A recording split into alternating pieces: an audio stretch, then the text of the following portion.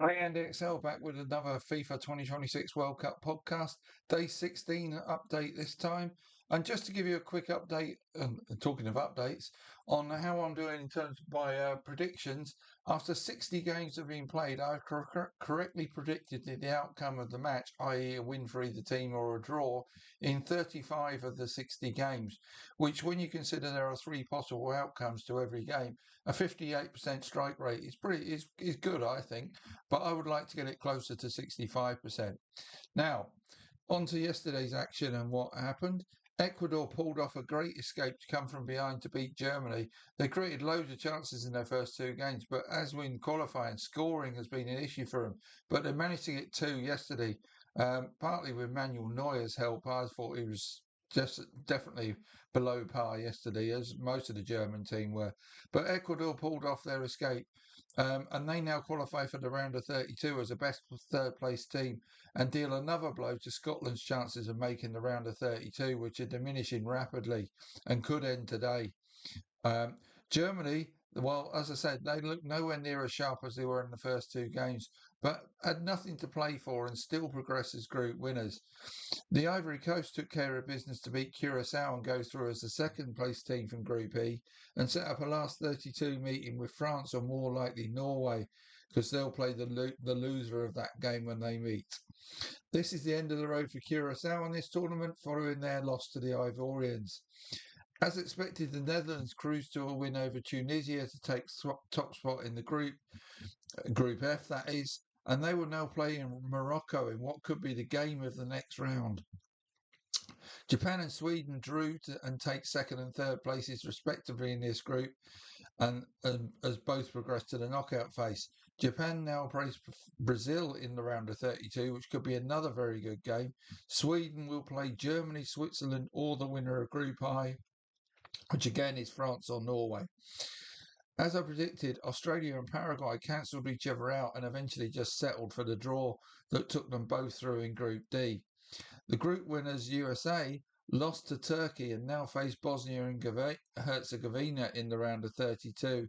The USA rotated their squad to some extent for this game, but this does show a potential lack of squad depth that could hurt them as the tournament progresses.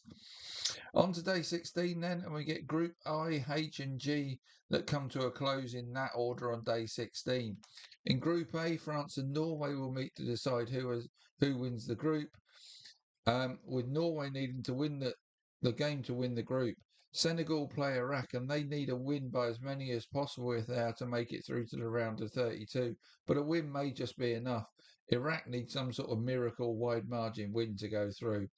So let's have a look at the two games. Norway versus France. The French, for me, are still tournament favourites, so will be fancied to win this game for sure. They have won 10, drawn 1 and lost 1 of their last 12 games, scoring 31 and notching in every game of those 12 and conceding 10, but just keeping 4 clean sheets. Norway have won 8, drawn 3 and lost 1 of the last 12, scoring 38.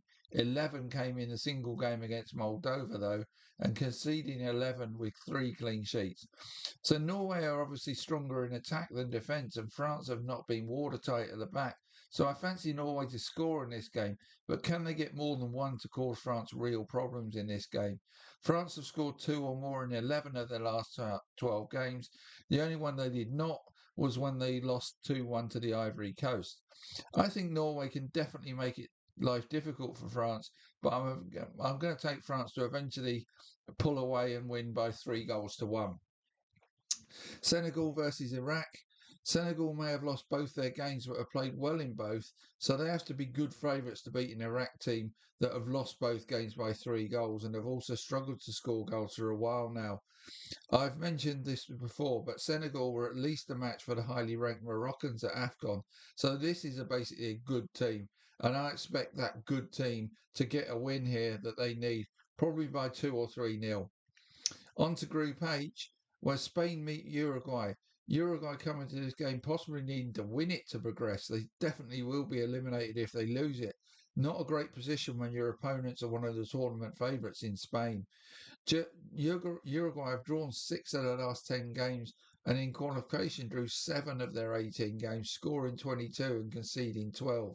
So the defence, as with a few of these South American teams, defence is key to their game as they do not score many, hence the high draw rate. Spain have not had high problems scoring against weaker opposition, but their failure to do so against Cape Verde followed 2 other games in the spring while they struggled offensively against Egypt and Iraq. I can see this be a low scoring affair and Uruguay will battle really hard for sure. And as a result, I'm going to go for Spain to draw their second game of the group phase. A goal apiece is what I see this game ending at. Cape Verde versus Saudi Arabia. So for Cape Verde, so far, Cape Verde have been one of the real stories of this World Cup, possibly the story. So what does their next chapter have in store? They could progress to the next round with a draw, and that could even be enough for second in the group if Spain beat Uruguay. A win would definitely take them through. Saudi Arabia have to win this game to progress, and given that they've just won just once in normal time in their last 11 games, that's hardly a positive sign. They were outplayed by Uruguay but hung on in there and got a draw, but were put away with ease by Spain. They have scored just 7 goals in their last 11 games. Cape Verde pulled off a miracle draw with Spain and were better against Uruguay in their 2-2 draw than the Saudis were against the same opponent. And they have lost just one of their last 12 games, drawing 6 of them, which is why I say the fairy tale continues as they get at least the draw that takes them through to the round of 32. Indeed, with the Saudis having to push for the win, I'm going to say Cape Verde catch them on the break to get a late winner to get a 2-1 victory. Group G then, Egypt versus Iran. A draw for Egypt will give them a good chance of winning the group, and it may also be enough for Iran to qualify as a third place team, or even in second place from this group. A win for Egypt would ensure they win the group. A win for Iran would give them a chance to top the group. Iran shared the points after an even contest with New Zealand, then managed to get a point against Belgium despite doing so on the back foot. And that may be the way they go about getting a result here too, which will put the onus on Egypt to go and win this game. They got a draw against Belgium by playing mostly on the counter, and that is probably their best plan come the knockout stages and in games generally. Against New Zealand, they needed a second half comeback to overcome the Kiwis. They have drawn they have won 6, drawn 5, and lost 2 of their last 13. So against a team likely to sit deep against them, it will be tough for them to break the Iranians down. And with a draw possibly being a good result for both teams, I'm going to predict a 1-1 draw here. And then we have New Zealand versus Belgium.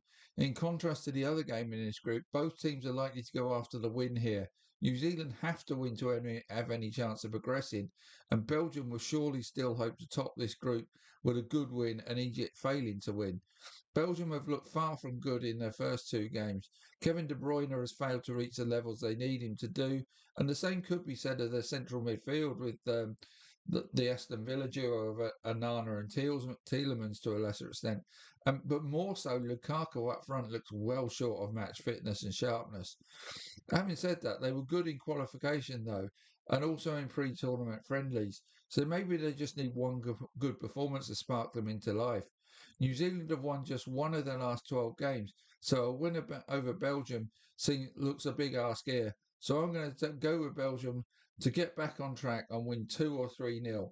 So that's day 16. I'll come back with my look at day 17 tomorrow and wrap up what happened in day 16. And tomorrow we'll see the last group games finished, so we'll complete the lineup for the round of 32.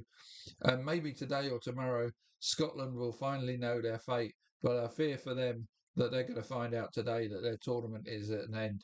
So that's it for me. I'll see you tomorrow.